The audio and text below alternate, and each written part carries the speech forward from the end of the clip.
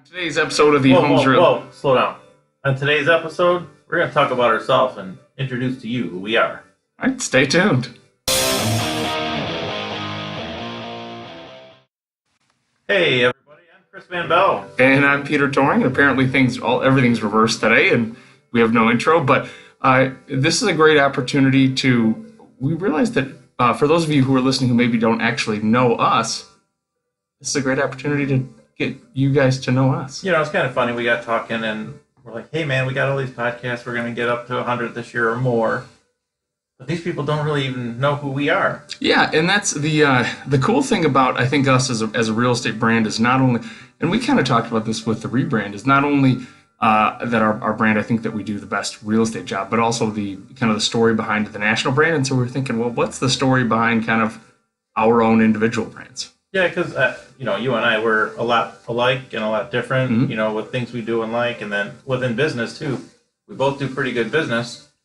And we do different types of business. We conduct our businesses a little bit differently. Yeah. So, that's kind of cool. And, let's go through a couple of things we do, we love, we like. Well, let's start with your background, man. For those of you who don't know, this is what, year 8 in real estate, something like that? Yeah, right now, I'm, when you get to this point, I'm like 8, 10, whatever. I think it's about 8 years in the business. And you came from the kitchen background, man, way back in the day. That was a tough life. I was in the kitchen. I was a chef, everything, executive chef, front of the house, ordering, purchasing, you name it. I've done it in a restaurant. And then tell these guys what then made you say, hey, listen, this is enough of this, and let's get into a different game here. There's a couple facets to that. I love my family. Mm-hmm. And I was noticing the only time I'd see my girls and my wife at the time was when I got home late at night and when I left early in the morning and they were all still sleeping. I didn't get to go to conferences. I didn't get to go to sports games. I didn't get to do any of the stuff a father should do. So it was really important to me that I got to be able to coach my kids and participate in their sports, go to their schools and see what's going on with their grades. And that wasn't a really healthy environment either. It was really negative, really just a bunch of BS. Nobody's ever happy, so I was out. Yeah, and that's what kind of made you pick real estate?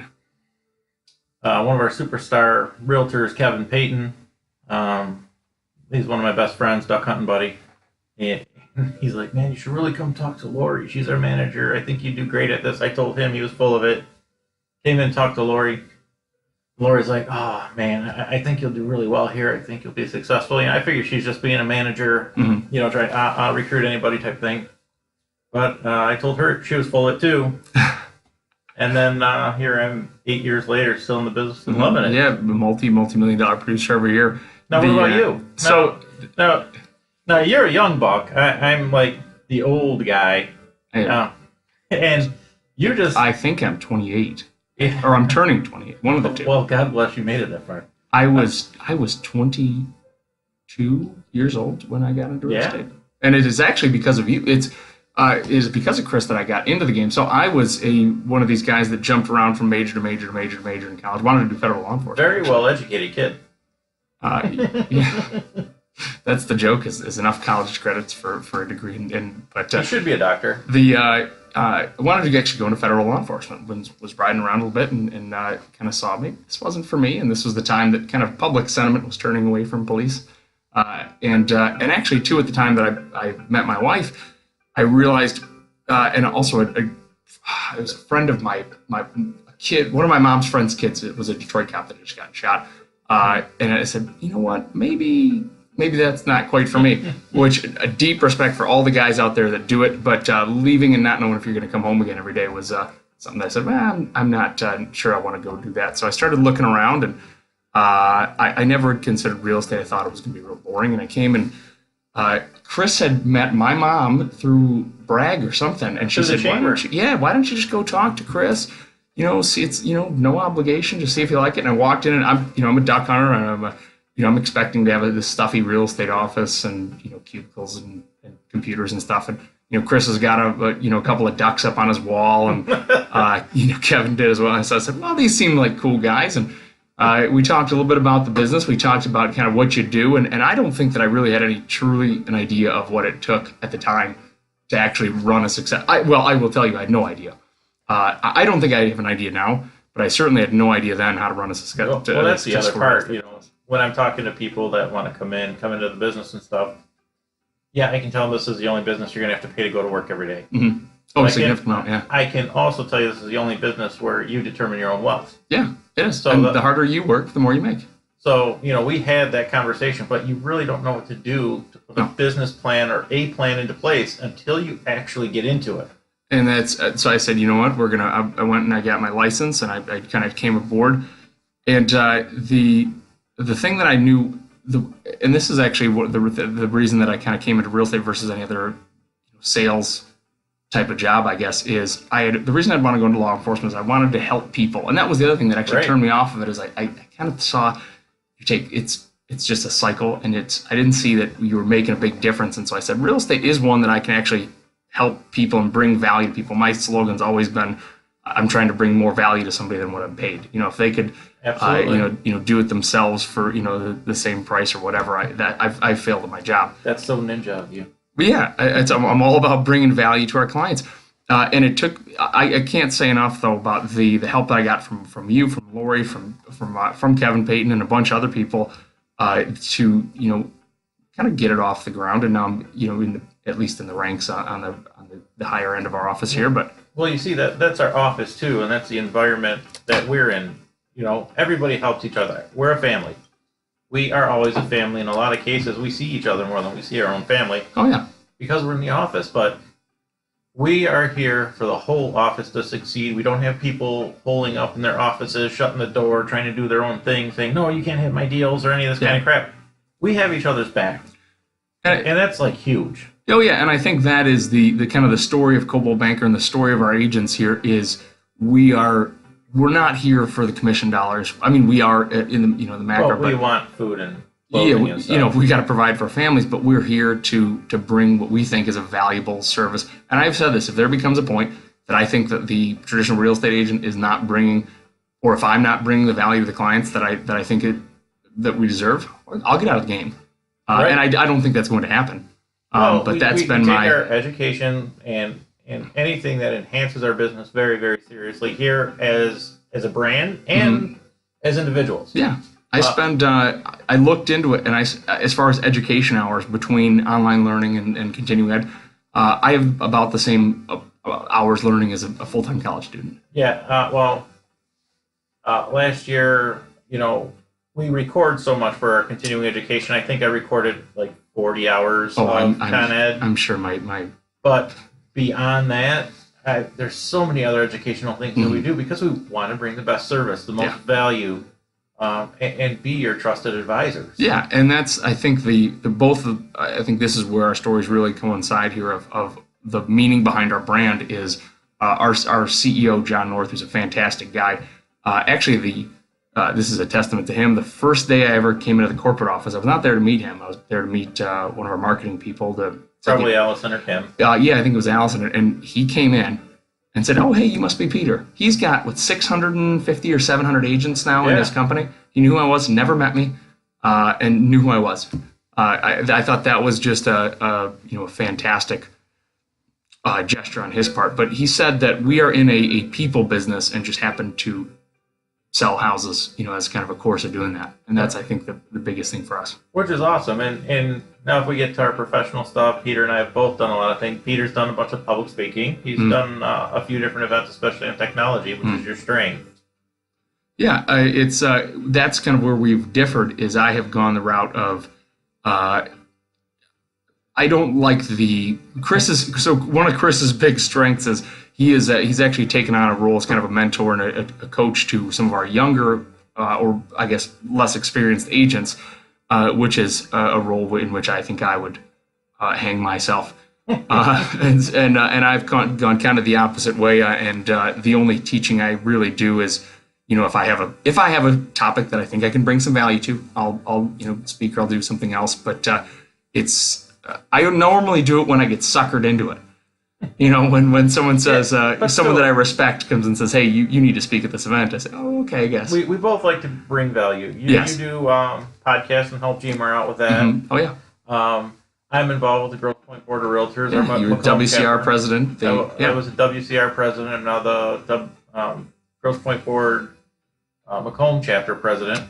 Which I think shows not only a dedication to the value that we're bringing to the client, but also the value that we're bringing to the industry as a whole. Well, and that's what it is. I don't need president next to my name. I don't have to have or want, any kind of title. I want to be involved in the business that makes us successful. So that's super important to me. I just so happen to make my way through up to these ranks, and it's something I enjoy. That's not your favorite thing in the world. No, it is not. If I never had to go to a meeting again in my life, I'd be great. And that is truly, for me, the people are what keeps me going. If I could be like today, I'm running out of here. I've got appointments with 3 different buyers. If I could do that all day long, meeting with buyers and sellers, talking to those people and providing them value, I'd absolutely do it. I love that stuff. And of course, I love the same, but I'm finding more of my niche in teaching and bringing the value and setting new agents on the right path. It's not necessarily going to be our path, but it's going to be a path of learning, higher education, continuing education, and service. Yeah, which is bringing indirect value to the clients, because you are preparing the next round of agents to go and bring that same. There is our approval rating in the real estate industry is are we below used car salesmen, or are we above Congress people? we're right there. As realtors, yeah. It's a very, very low approval rating, because a lot of people think they see, you guys get paid big dollars to throw a sign in the yard and walk away, which is absolutely true for about 90% of the agents. I wish that was true for us. But not really. Well, it is. There's a lot of agents out there that are not bringing the value to their clients, and it gives us a bad name as a whole. So we are, fighting against the tide there to make sure that our clients are, brought the value that they're paying for. And we've always said this too. We're not a discount brokerage. We're not, a brokerage that, if you're a buyer, hey, we farm you out to a buyer's agent, but we bring a certain amount of service and professionalism and education. And, especially when things go wrong, a lot of things. This is the largest transaction in your life, right? You are literally going to be paying on this if you don't move for the next 30 years. I mean, that's huge. And you got to figure, one of the things we do is, we're basically a maestro with a huge orchestra. We have a lot of different pieces that we're putting together. I like that. I've always said, try to make some music for you. But we've got lenders, title companies. The lenders, they have underwriters and people checking them out. Title companies have other people checking them out. There's a lot of things that need to come together to get those keys in somebody's hands. I always say that we're like the defensive coordinator up in the box, that we are making sure everyone's doing their job, watching, and, we're not, especially on contract to close, we're not necessarily doing the day-to-day. We're making sure that everyone else is doing things right. We're more like a general contractor in that regard. Yeah, getting a house on the market or getting a house under contract, that's the start of the game. Exactly. Yeah, it's second base. Yeah. And so that's where people, that's, I think, too, where if you are driven by commission dollars, when things go wrong, it's very easy to not. I've always said that we need to connect with our clients if you don't care about your clients, when things go wrong, it's going to even go worse. Because for me, if something's going wrong with a deal, I know that doesn't just affect my client's deal; it affects the rest of their life. That might be one of 5 or 6 or 7 deals that I got going on right now, but to them, that's the biggest event in their life right now. You always have to act with each individual client like they are your only client at the time, even though. I think I try and care about each of my clients as that that way, and I care about them as people too. I don't just I always tell them I have unlimited lifetime tech support. I always check in on my clients, and I've become friends with quite a bit of them too. And that's another cool thing. Yeah, it's a great. We have a bunch of great people, especially both Chris and I work quite a bit with our active military personnel, our veterans, our first responders and law enforcement agents, and it's always a blast to be able to serve those people too. So, well, we talked about business a little bit. Let's have some fun. Let's get personal, as much as I love to. Oh boy. But anyway, well, we're both married. Yep. Chris, both actually recently married. Both recently married. Yeah, I have a wonderful wife who's a teacher, and who actually got me. I mentioned earlier, I'm a hunter. She got me into it, which is crazy. That's funny. My ex-wife, her and her family got me into duck hunting. It's a crazy story. That's certainly atypical. And you've got 3 kids. I've got Well, now 3 you kids have of my own, but now I've got 6. 6 total, yeah, which is crazy. With my wife. My wife is amazing. She's also my lender in most cases. But man, you know what a good time. She discovered she's a bird hunter. So so she was out killing some pheasants, and there was nothing more precious than she shot one of her first birds, and she goes, "I just shot it in the face." I was like, "Oh, my heart." So the big question is she going to come out duck hunting? Absolutely. Yeah. She's been duck hunting twice so far. Shot at one bird. Both times were really, crappy days. Not a lot flying. It's not a lot of fun. Duck hunting is for those of you guys who don't know, is the possibly. I think that it's more frustrating than golf because there's more equipment that breaks. There's more equipment to have. Yeah, exactly. But we're both hunters. We're both active church members. We're both a lot of the same kind of interests, and this is kind of shared throughout our office here. I remember another officer, I forget who it was, had tried to recruit me, and he said, "Hey, why don't you come? We're having our biggest training event of the year on November 15th. I think you'd really be a great fit with our culture." And I showed the flyer to Lori, who's our manager. She just laughed. She said, I don't think we scheduled anything that week. The office is empty. Yeah, it's kind of funny. Like our particular office has to adapt to our culture because there are so many of us that are deeply, and I mean deeply, into hunting and fishing. I think we're one of the few offices that have had a fish fry in the parking lot right after we went walleye fishing. Yep, it's a really cool place, and I think that connects our our client base. Macomb, for me, Lapeer and St. Clair counties, we have a lot of those folks that are into the outdoors, that are hunters and fishermen, and that want to have that. Especially like yesterday, we put podcasts out about rural properties. If you don't understand what where they're coming from, you're not going to be able to connect that person with the right property. We're not just. I think the better analogy for us is not necessarily that we're house hunting. We're matchmakers basically, because a house is more than just the 4 walls.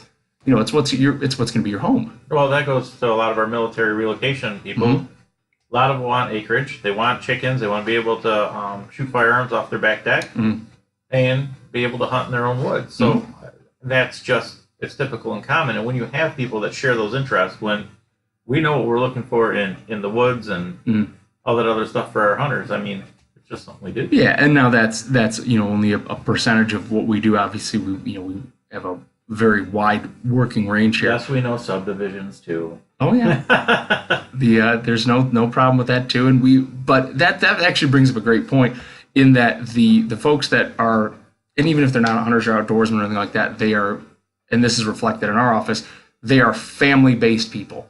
And so that then translates for us, since we have this family atmosphere here, it's very easy for us to help match them with the right place for their family, whether it is, the schools, or whether it is the neighborhood, or, the parks, or the churches or restaurants, or all those other things because you don't just buy, as the house, you buy the area. And the experience. Yeah. And that's another cool thing about our office.